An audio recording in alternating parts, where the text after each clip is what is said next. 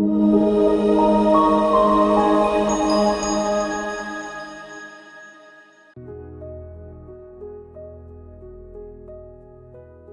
story that's going to twist your gut, make you gasp, and ultimately, I hope, inspire the living daylights out of you. This isn't just about a guy who got rich. It's about a relentless visionary who was fired from the company he created, only to return and fundamentally rewire the world as we know it. Before we jump in, though, if you're loving these deep dives into the minds of titans, do me a favor. Hit that subscribe button right now. Seriously, don't wait.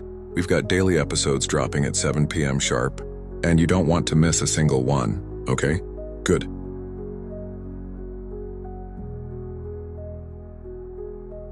Now imagine this, you build something from nothing.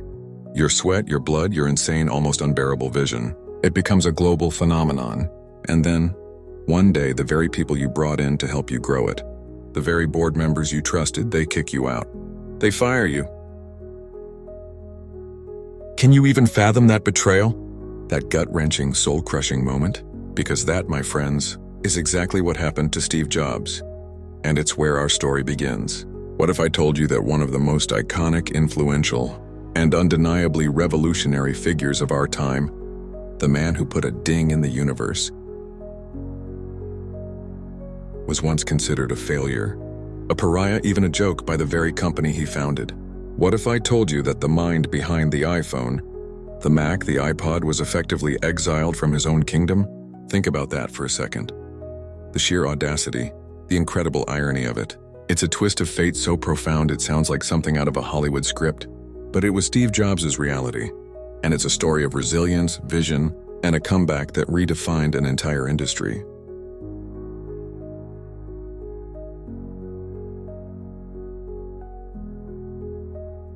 So who was this guy, this Steve Jobs, before he became, Steve Jobs? He wasn't born into privilege, not by a long shot. Born in San Francisco, adopted by Paul and Clara Jobs, a working-class couple in Mountain View, California. His father, a machinist, instilled in young Steve a meticulous attention to detail, a love for how things were made, how they fit together. It wasn't about the surface. It was about the craftsmanship underneath, even if no one saw it. That philosophy, that almost fanatical dedication to internal perfection, would become a hallmark of Apple products. He was a bright kid, but a bit of a rebel. School wasn't always his thing. He dropped out of Reed College after just one semester, a notoriously expensive liberal arts school. He spent his time auditing calligraphy classes, something he would later credit as a crucial influence on the beautiful typography of the Macintosh. Think about that. A seemingly unrelated passion, years before it found its purpose, became a cornerstone of his empire. He even traveled to India in search of spiritual enlightenment, a journey that further honed his focus on simplicity and a certain minimalist aesthetic. It was back in his parents' garage with his high school friend, the brilliant engineer Steve Wozniak, that the magic truly began. Woz, the technical genius, could design circuits like no one else. Jobs, the visionary, saw the future. He saw personal computers not as clunky machines for hobbyists, but as tools that could empower ordinary people. To fund their dream, Jobs sold his Volkswagen bus, Woz his beloved scientific calculator. Apple Computer Company was born in 1976.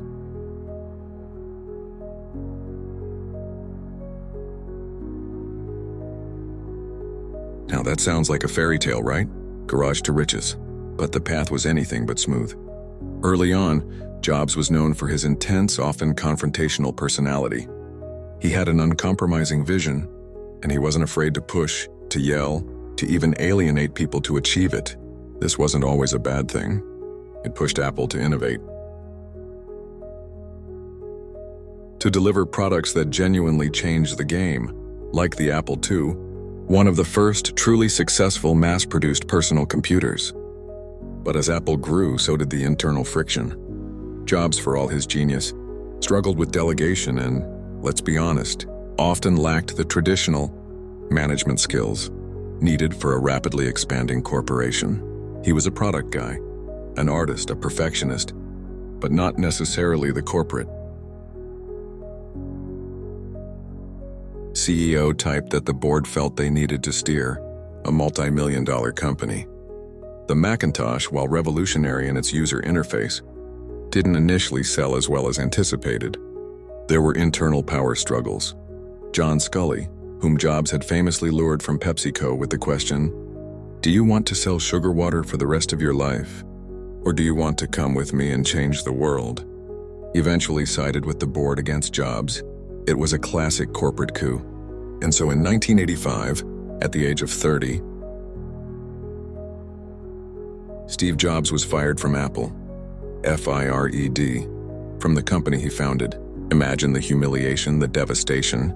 It wasn't just a job loss. It was a public repudiation of his vision, his identity. This wasn't just a challenge. It was an existential crisis. He was out, gone, and the tech world honestly wondered if he was finished. Many thought he was.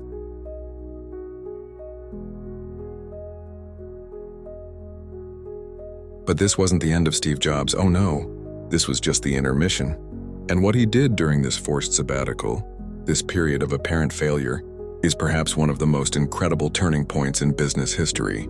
Instead of retreating, Jobs doubled down on his creative impulses. He used his severance pay and his insatiable drive to start 2 new ventures. First, NeXT. This was a computer company focused on high-end workstations, largely for the education and business markets. While NeXT computers themselves never achieved widespread commercial success, they were technological marvels. More importantly, the operating system, NeXT Step, was years ahead of its time. It was elegant, powerful, and built on a Unix foundation. Keep that in mind. It's a crucial piece of the puzzle.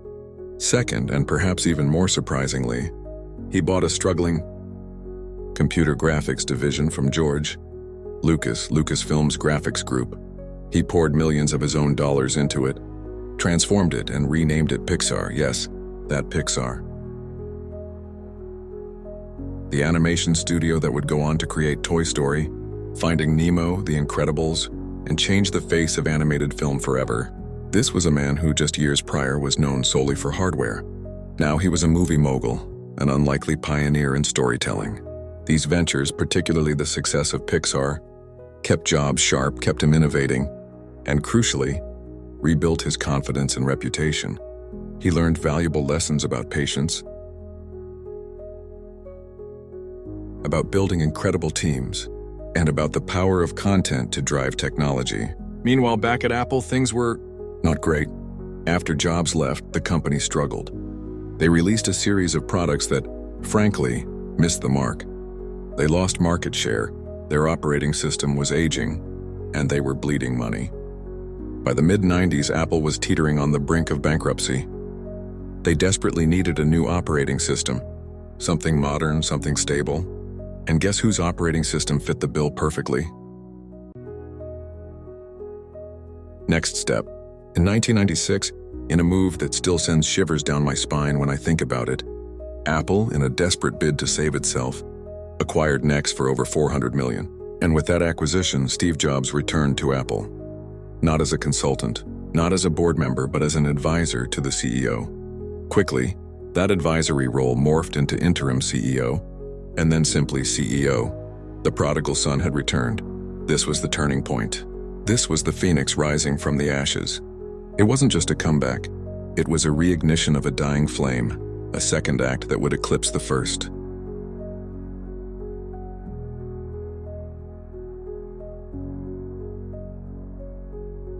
So Steve Jobs is back at Apple in 1997. The company is, for all intents and purposes, a mess. Bloated product lines, confused strategy, morale in the gutter. What does he do? He streamlines. He cuts, he focuses. He makes the famously tough decision to kill off unprofitable products and focus on just a few, truly excellent ones. He even reaches out to his old rival, Bill Gates, for a crucial investment that helps stabilize Apple financially. Imagine that. Then came the products that define his legacy and Apple's empire today. First, the iMac in 1998. It wasn't just a computer. It was a statement. A colorful, translucent, all-in-one machine that made technology fun and accessible. It broke the mold of beige boxes and brought design back to the forefront. It was an instant hit and signaled that Apple was back. But the real game changers came in the 2000s. Jobs, ever the visionary, understood that the future wasn't just about computers. It was about integrating technology into every aspect of life, especially media. In 2001, he introduced the iPod. Not the first MP3 player, no, but it was the best. Its intuitive scroll wheel, its sleek design, and its seamless integration with iTunes, which also revolutionized digital music sales. Fighting piracy by offering a legal, easy alternative made it explode. Suddenly, everyone had their entire music library in their pocket. This wasn't just a gadget, it was a cultural phenomenon. Then in 2007, he unveiled the iPhone. This was a true masterpiece of innovation, combining a phone, an iPod, and an internet communicator into one elegant device. It didn't just change the mobile phone industry, it created the smartphone industry as we know it. The multi-touch interface, the intuitive apps, the beautiful design. It was unlike anything anyone had ever seen.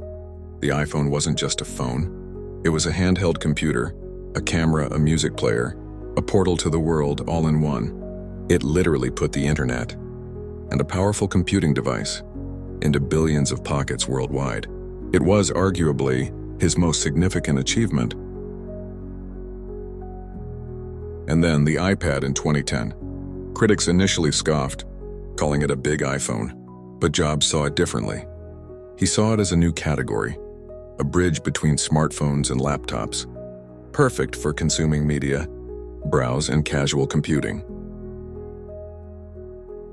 It too created a new market, spawning a wave of tablets from competitors.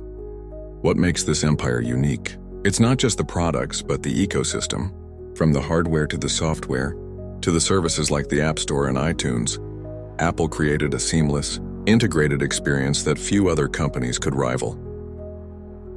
It was Jobs' relentless focus on the user experience, on simplicity, on design, on the feeling you got when you used an Apple product. He wasn't selling technology. He was selling elegance, innovation, and a certain kind of magic. And he proved that people would pay a premium for that. And let's not forget Pixar. Jobs selling Pixar to Disney for $7.4 billion in 2006, becoming Disney's largest individual shareholder and a member of their board, added another massive layer to his wealth and influence. It was a brilliant move that cemented his legacy in yet another industry. At the time of his death in 2011, his net worth was estimated at over $10 billion, largely thanks to his Apple and Disney stock. Not bad for a guy who was once jobless, literally.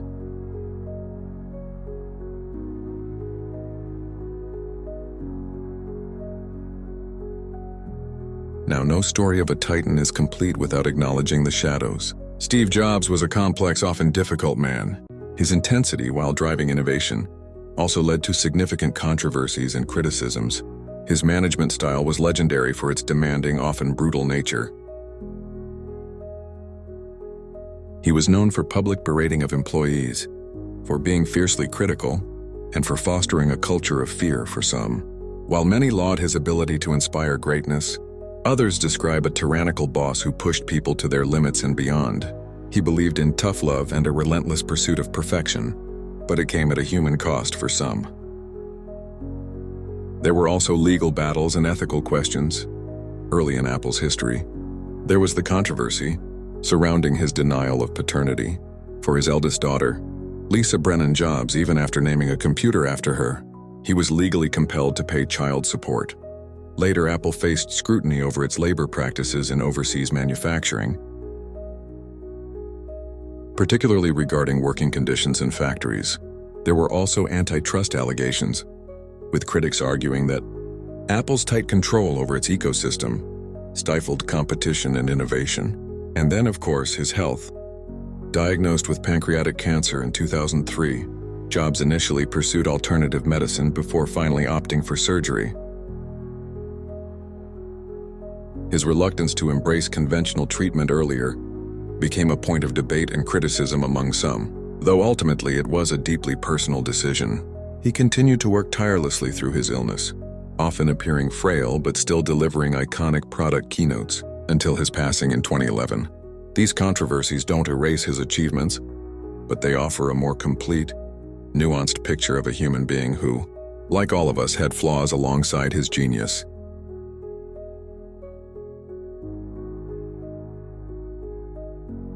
So what can we, as business professionals, as aspiring storytellers, as people just trying to make a ding in our own universes, learn from Steve Jobs' extraordinary journey? First, and perhaps most profoundly, failure is not fatal. It's fertilizer. Getting fired from Apple could have broken him. Instead, it freed him. It gave him the space and the motivation to explore new frontiers, to found NeXT and Pixar, and to ultimately return to Apple with a renewed vision and an even sharper understanding of what it took to succeed. Don't be afraid of setbacks. They often contain the seeds of your greatest growth. Second, obsessive focus on user experience and design matters deeply. Jobs understood that people don't just buy specs, they buy experiences, emotions, beauty. He believed that design wasn't just about how something looked, but how it worked, how it felt in your hand, how intuitive it was. This obsession with elegance and simplicity from the inside out is what made Apple products iconic. Are you truly thinking about the experience your customers have with your product or service? Third, simplicity is harder than complexity, but infinitely more powerful. Jobs famously said, "Simple can be harder than complex. You have to work hard to get your thinking clean to make it simple, but it's worth it in the end because once you get there, you can move mountains." He trimmed the fat, he eliminated distractions, he focused on the core. What can you simplify in your business, in your life? Fourth, connect the dots in unexpected ways. His calligraphy class leading to Macintosh fonts, his love for aesthetics influencing hardware design, his vision for music consumption leading to the iPod and iTunes. Don't silo your interests. The most innovative breakthroughs often come from combining seemingly disparate fields. Fifth, have the courage to follow your intuition even when others doubt you. When he introduced the iPhone, many mocked it. No keyboard? This will never work. When he launched the iPad, they called it a big iPhone. But Jobs believed. He had an uncanny ability to see around corners, to anticipate what people would want before they knew they wanted it. Do you trust your gut? Are you willing to bet on your own vision even when it's unpopular? And finally, stay hungry, stay foolish. His famous Stanford commencement speech encapsulates this perfectly. Never settle. Never believe you've arrived. Always be learning, always be pushing. Always be willing to try new things, even if they seem a little bit crazy. That's the spirit of true innovation.